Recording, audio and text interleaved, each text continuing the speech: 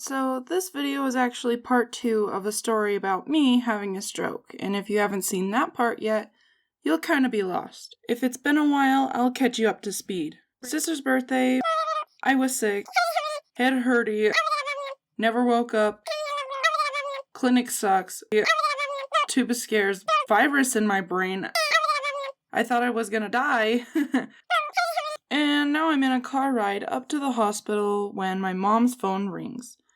I left on a cliffhanger, but it's not really a cliffhanger because when my mom hung up with the neurologist, she told me, "So he looked over your MRI again, and it looks more like a blood clot. He said it was a stroke." Although that would be terrifying news, it made me relieved because now I don't have to get a spinal tap. And more importantly, they knew what happened to me and how to treat it. We still had to go to the hospital, obviously. But then when I get checked in, they would transfer me to the 5-star hospital. We wait in the waiting room, and my neurologist comes in and quickly presents us where my blood clot is, and before he can say another word, we're rushed into an emergency room. I get there, they shoot me in my stomach with, a needle full of blood thinner, not, a gun. And they're like, "Hey, if you're gonna want to be transferred to the other hospital, you're gonna, want some IV in you or something. So let's put this in your arm right now so you don't have to do it later, you know?" Which seems like a good idea in hindsight, but it took them so many times to find my vein that they had to use an ultrasound to find anything. Then, there was this big fat needle sticking out of my arm the entire time, and I couldn't bend my arm at all. So now that that's over, you think, oh, so they transferred you, pretty fast, because you're, in the emergency room. So you could leave and go to the better hospital, ASAP, Well, that's what they were supposed to do. No one said we could leave until an entire hour went by. We were finally able to go because my mom was standing in the doorway and caught some nurse "Hey, hello? Hey. Oh, hello? Hey, excuse me! Hi, we were supposed to be transferred, ASAP, and we've been here for, an hour and a half right now. Can you do something? My daughter could be, I don't know, dying, so that would be nice.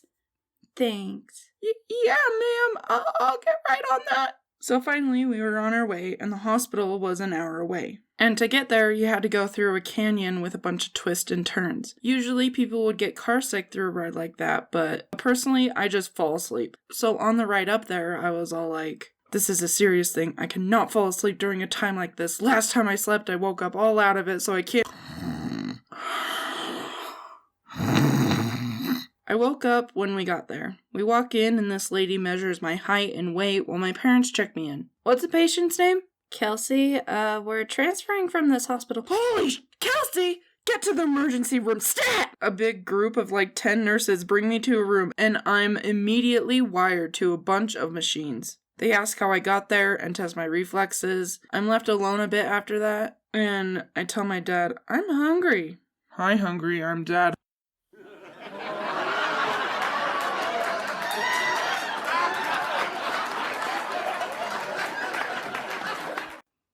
Okay, I'll be right back. He comes back with a ham sandwich he got from the cafeteria. I take one bite, and suddenly a squad of nurses come into my room again and smack the sandwich out of my hand.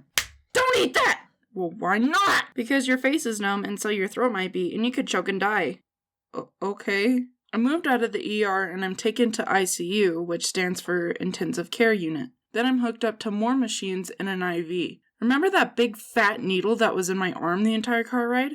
Well, they never even used that needle from the previous hospital, so they took it out. So that was completely pointless. Anyway, a new nurse brigade floods my room. One starts introducing me okay, everyone, this is Kelsey. She's a 17-year-old girl who had massive headaches, a saggy side, and a blood clot in her head. Hi, Kelsey. What is this, some AA meeting? Somehow, while talking to them about me, my mom mentions my YouTube channel to them, and they bring it up on their computer. It was embarrassing, but at least they laughed. So I had 2 main nurses. One was telling everyone that he was helping out this YouTube star and was excited to tell his son about it. He was the one who showed me how to work my bed, which, by the way, is not like it is in cartoons. It's more like a recliner, and he showed me how to work the TV. I started watching the Food Network, and Guy Fieri was on there, and I started to miss my sandwich.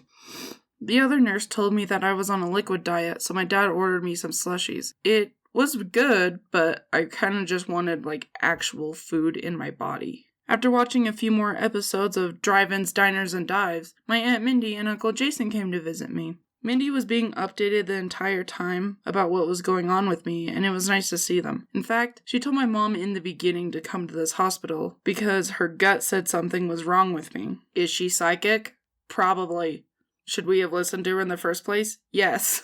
After that, I had to get another MRI. It wasn't as scary as last time, though. Not just because I had done it before, but they had me pick out a movie, and I got to watch it while I was in there. I had headphones, and the screen was in a VR headset. I watched The Incredibles, by the way.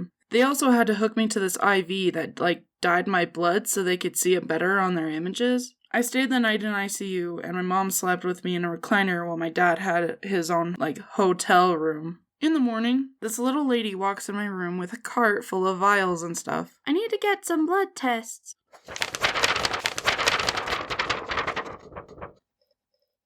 I'll be right back. I need more vials. When she comes back, I start to throw a fit, I don't want to be stabbed anymore. By now, both of my arms have been bruised to heck.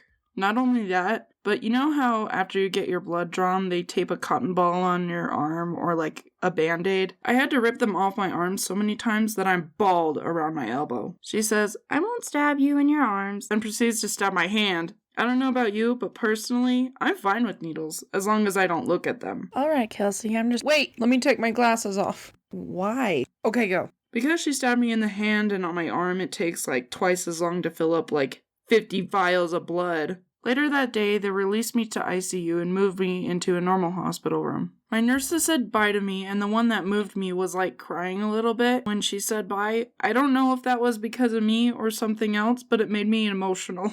My grandpa also comes to visit me and gives me the stuffed animal, which is super sweet. And Mindy and Jason visit me again and give me some cake, and then that's when I remember my effing food! Hey, ma'am, excuse me, but can I please eat again? Yeah, let me call a specialist to watch you eat and make sure you don't choke and die. I swear, that was the longest wait I've ever had. She comes in, and I inhaled the little granola bar she gave me. Wow, okay, yeah, you can eat. Here's a menu. Write down what you want to eat, and I'll order it for you. Oh, yikes. That's when I posted about what happened on social media. Also at this time, they took me off the IV stuff called heparin. It's just a blood thinner. And started giving me a shot instead every 12 hours, which sucked. Okay, I just need to quit moving! My food finally shows up, and it was like a buffet.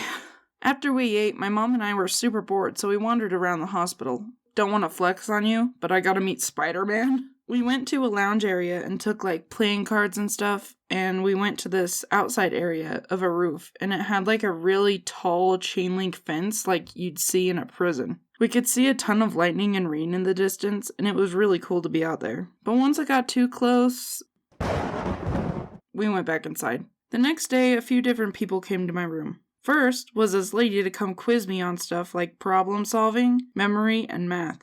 I mean, I was already bad at math in the first place, but oh my gosh, I couldn't remember anything either. I did solve the puzzle though, even if it was for, kids. Then later, another lady came in and took me for a walk. We went all over that floor, across the other side of the hospital, and even up to the helicopter pad. Okay, good. Now let's go back to your room. When we walked back to my room, she was like, oh, looks like you're doing just fine. Let me go get your discharge papers. I can leave now? But we didn't leave just yet. My mom had to get some prescription for me, and can you guess what it was? They were needles. I had to take them every 12 hours, and this time my mom had to give them to me. Not like a registered nurse or anything. My mom. We finally drove home, and then after 2 days of recovering, high school started. So I think that's it for this video. I'm thinking I'll do one more video, like an epilogue, like what happened since then and like what caused it in the first place. And a few of you were wondering like what Joey's reaction was to it and stuff, so I'll add things like that in it too. I've received a ton of good wishes and support, so thank you all once again for that. After I get these videos out of the way, I promise I'll do happier videos. Subscribe if you want, and hopefully I'll see you guys in the next one. Bye!